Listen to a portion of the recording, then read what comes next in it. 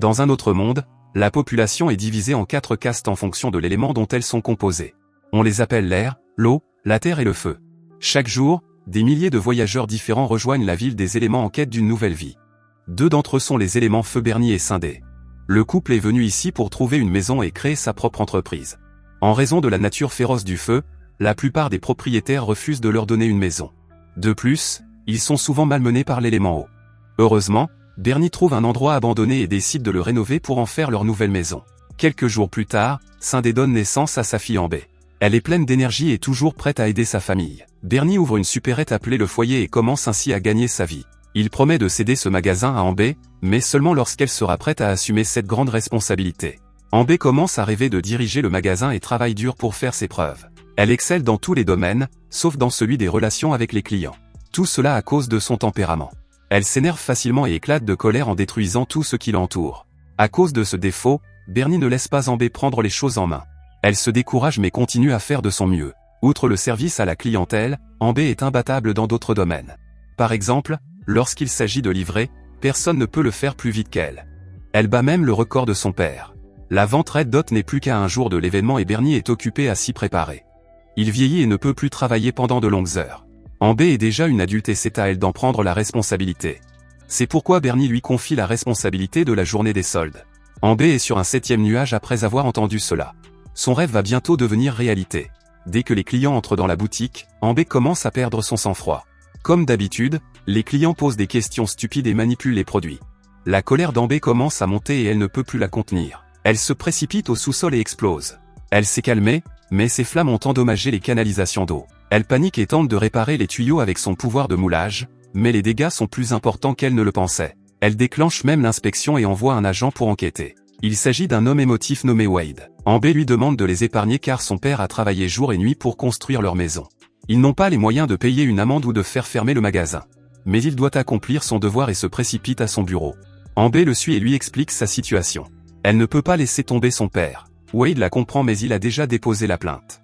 Il pense toujours qu'il y a une chance si Ambé parle à son patron et ne laisse pas la plainte arriver au siège. Wade veut convaincre son patron en racontant l'histoire émouvante d'Ambé, mais celle-ci n'aime pas que l'on parle ainsi de sa vie privée et devient furieuse. Sa colère éclate et tout le bureau brûle. La plainte est envoyée au siège social et le magasin d'Ambé sera fermé dans une semaine.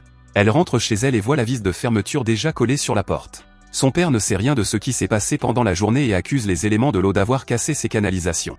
Ambé cache la vérité et se range à l'avis de son père. Il faut vite réparer les tuyaux. C'est cette boutique qui les a amenés à Element City. Bernie et Sindé vivaient avec leur famille au pays du feu, où tout le monde était relié par la flamme bleue. Un jour, un cyclone a détruit leur maison et leur magasin et ils ont décidé de commencer une nouvelle vie en ville. Ils ne peuvent pas se permettre de perdre à nouveau leur maison. Ambé promet à son père de tout réparer. Le lendemain matin, elle se rend de bonne heure au bureau d'inspection, où elle attend la directrice, Mademoiselle Gal Cumulus. Wade passe par là et dit à Ambé que Gal est occupée ailleurs aujourd'hui. Il y a un match de football et Gal est une grande fan. Wade propose également à Ambé de se joindre à lui pour regarder le match. Ils entrent tous les deux dans le stade et aperçoivent Gal. Elle encourage passionnément son équipe. Ambé va lui parler mais Gal est plus intéressée par le match et lui reproche d'avoir gâché ce moment. Ambé se sent insulté et répond à Gal. Le jeu a atteint son point culminant. Wade encourage tout le monde à encourager son équipe et celle-ci remporte le match grâce à un tir historique. Ambé s'enthousiasme elle aussi et profite du match. Plus tard, elle s'excuse auprès de Gal et lui explique sa situation. Gal est également choquée d'apprendre que de l'eau a atteint la ville des pompiers. Il pourrait s'agir des mystérieuses fuites sur lesquelles l'équipe d'inspection enquête depuis des semaines. La maison d'Ambé doit être démolie pour trouver les fuites. Wade gère la situation avec efficacité et demande un peu de temps pour enquêter différemment. S'il parvient à réparer les fuites à temps, toutes les charges seront retirées de la maison d'Ambé. Wade révèle que les tuyaux menant à la ville des incendies étaient scellés avec de la boue, mais qu'un grand cri a brisé le seau. C'est Ambé qui a perdu son sang-froid le jour de la vente. Elle a tout gâché et elle va tout arranger. Ils montent dans une montgolfière et Ambé utilise sa flamme pour atteindre le ciel. Elles peuvent voir clairement toute la ville et repérer la source d'eau. Ce petit voyage rapproche Ambé de Wade et elle lui fait part de ses insécurités. Elle a été impressionnée par la façon dont Wade s'est connecté à tout le stade pendant le match, alors qu'elle ne peut même pas se connecter à un seul client. Il est très difficile pour elle de s'ouvrir à une société où l'élément feu est traité avec rudesse. Surtout après l'incident de son enfance. Elle était allée voir sa fleur préférée lors d'une exposition, mais les gardes ne l'ont pas laissée entrer parce qu'elle était considérée comme dangereuse. Wade n'a jamais peur d'exprimer ses sentiments et c'est pourquoi il se lie si facilement avec les autres. Avant qu'Amber ne puisse répondre, il remarque la source d'eau. Le barrage a une énorme fissure qui laisse passer l'eau. Amber utilise des sacs de sable pour boucher temporairement le trou et Wade promet d'amener l'équipe pour réparer la fissure. Avec un peu de chance, les travaux seront terminés avant la date limite et la cheminée sera sauvée. Wade lui propose un rendez-vous. Il sait que c'est impossible entre eux, mais il veut quand même essayer. Amber ne répond pas, mais elle a hâte d'être au lendemain. Elle arrive à temps au cinéma où Wade l'attend. Ils regardent le film ensemble et prennent des photos mémorables. Ils dansent aussi ensemble mais ne peuvent pas être intimes comme les autres couples. Le public ignore encore tout d'Amber, mais Wade est là pour la mettre à l'aise. Grâce à son attention et à son amour, Amber commence à s'ouvrir et à communiquer librement. Elle montre également son talent pour changer la couleur des flammes avec différents cristaux. Wade s'éprend de plus en plus de chaque aspect d'Amber. Il veut aussi faire quelque chose pour elle et créer un arc-en-ciel au-dessus de la rivière. Amber est subjuguée par lui et rentre chez elle en souriant d'une oreille à l'autre. Sa mère remarque les changements, mais elle ne peut jamais deviner qu'il s'agit d'un élément aquatique. Le comportement d'Amber avec les clients s'améliore également. Elle est plus aimable et commence à maîtriser son tempérament. Cependant, un autre problème l'attend. Wade se déguise en pot de fleurs et se faufile dans la maison d'Amber. Il a de mauvaises nouvelles. Certains ouvriers se sont blessés et ils n'ont pas assez de sable pour réparer la fissure du barrage. Avant qu'Amber ne puisse trouver une solution, son père arrive. Il n'est pas content de voir un élément de l'eau et suppose que c'est lui qui a détruit leur canalisation. Wade veut dire la vérité, mais Amber n'est pas encore prête. Elle ment en disant que Wade est inspecteur des denrées alimentaires. Son père n'a aucune pitié pour l'élément et il force Wade à manger du charbon chaud. Le pauvre homme l'avale tant bien que mal mais ne peut toujours pas satisfaire Bernie. Il est mis à la porte et interdit d'entrer dans le magasin pour toujours. Amber retrouve Wade à la plage pour ramasser plus de sable, mais cela va prendre une éternité. Wade conseille à Amber de dire toute la vérité à son père, mais elle ne veut pas qu'il s'inquiète. Pour évacuer son stress, Amber utilise sa chaleur pour transformer le sable en verre et fabrique une magnifique fleur. Wade est très impressionné par son talent, qui peut être utilisé pour réparer le barrage. Amber fait fondre les sacs de sable et répare la fissure avec un mur de verre.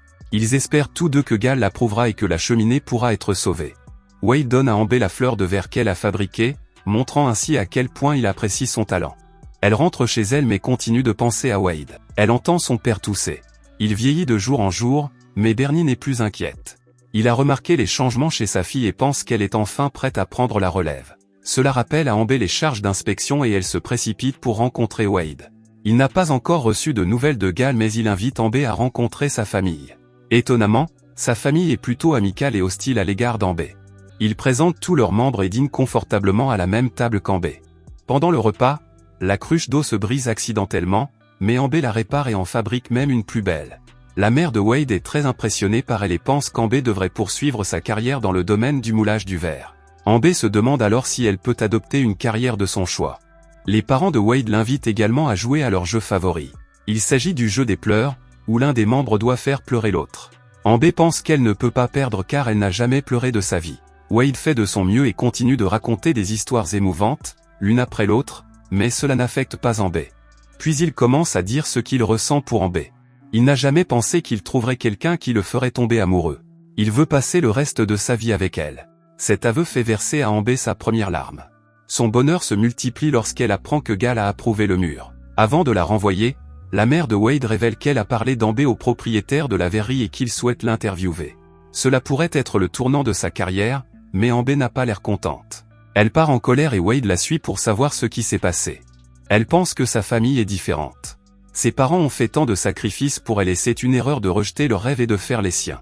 Elle n'a jamais réfléchi à ce qu'elle voulait devenir parce que cela n'a pas d'importance. Leur conversation est interrompue par Cindy. Elle les a suivis pendant tout le trajet et veut prouver qu'ils ne peuvent pas être amoureux. Pour faire sa lecture spirituelle, elle demande à Amber et Wade d'allumer la bougie. Wade ne peut pas le faire sans flamme, alors il reflète la lumière de Amber pour brûler la bougie. Leur fumée s'accorde parfaitement. Avant qu'elle ne puisse trouver un mot, Bernie arrive et Wade part précipitamment. Bernie prend sa retraite dans 2 jours et il a organisé une grande cérémonie pour annoncer le nom du nouveau propriétaire. Il a également préparé un autre panneau pour le nom de la boutique qui s'écrive en BS Fireplace, foyer de braise. Lorsque Bernie a quitté la terre de feu, son père ne s'est pas incliné devant lui et ne lui a pas donné les bénédictions qu'il souhaitait. Bernie ne veut pas que sa fille finisse ainsi et doit donc obéir à ses parents. Amber décide de rompre avec Wade. Le lendemain matin, elle se rend chez lui mais Wade a une surprise pour elle. Il l'emmène au musée abandonné pour lui montrer sa fleur préférée. Elle est cachée sous l'eau et Gal crée une bulle d'eau qui peut transporter Amber. Amber et Wade voyagent sous l'eau pour admirer les magnifiques fleurs qui s'épanouissent. Le temps presse et la bulle peut éclater à tout moment. Heureusement, ils sont arrivés à temps. Amber remercie Wade pour cette belle expérience, mais elle doute toujours de leur relation. En revanche, Wade veut prendre le risque et tient la main d'Amber. Étonnamment, ils vont tous les deux bien. Ils se serrent fort l'un contre l'autre, mais Amber se souvient de la promesse qu'elle a faite à son père. Elle ne peut pas être égoïste. Wade essaie de l'arrêter mais elle part après un adieu éternel. Bernie a rassemblé toute la ville des pompiers pour donner le magasin à sa fille. Mais Wade arrive lui aussi. Il accepte toutes les différences qu'il a avec Amber mais il y a une chose en commun. C'est l'amour. De plus, ils se sont touchés et ont changé leurs atomes crochus. Wade avoue son amour inconditionnel devant tout le monde, mais Amber le rejette. Cependant, la vérité sur les dégâts causés par l'oléoduc est révélée. Bernie se met en colère et refuse de prendre sa retraite. Amber quitte sa maison en colère, mais elle s'aperçoit que le barrage s'est rompu et que l'eau se dirige vers la ville du feu. Ses parents quittent également leur maison, mais Bernie s'inquiète pour leur traditionnelle flamme bleue. Amber se précipite pour la sauver et Wade vient aussi l'aider. Ils ont récupéré la flamme bleue, mais ils sont maintenant coincés dans la cheminée. Wade ne supporte plus la chaleur et commence à s'évaporer. Mais il n'a aucun regret car il a eu l'occasion de rencontrer son seul et unique amour. Amber pleure de douleur et avoue à quel point elle l'aime, mais il est trop tard. Après l'inondation, Amber est sauvée par ses parents et s'excuse d'avoir ruiné leur rêve. Bernie se rend compte de son erreur et révèle que son rêve n'est pas sa boutique. Son rêve est de voir sa fille réussir. Amber étreint son père en pleurant, mais elle entend un léger bruit provenant de la cheminée. Wade est toujours là, sous forme de vapeur. Amber commence à raconter des histoires émouvantes pour le faire pleurer. Cindy et Bernie l'aident aussi. Wade pleure et se rassemble à l'intérieur de la marmite. Quelques semaines plus tard, la boutique est réparée et confiée à un autre couple de l'élément feu. Tandis qu'Amber va vivre ses rêves. Avant de partir, elle s'incline devant son père qui s'incline à son tour en lui donnant toutes les bénédictions. Merci d'avoir regardé. Si vous avez aimé la vidéo, laissez un like, commentez et abonnez-vous.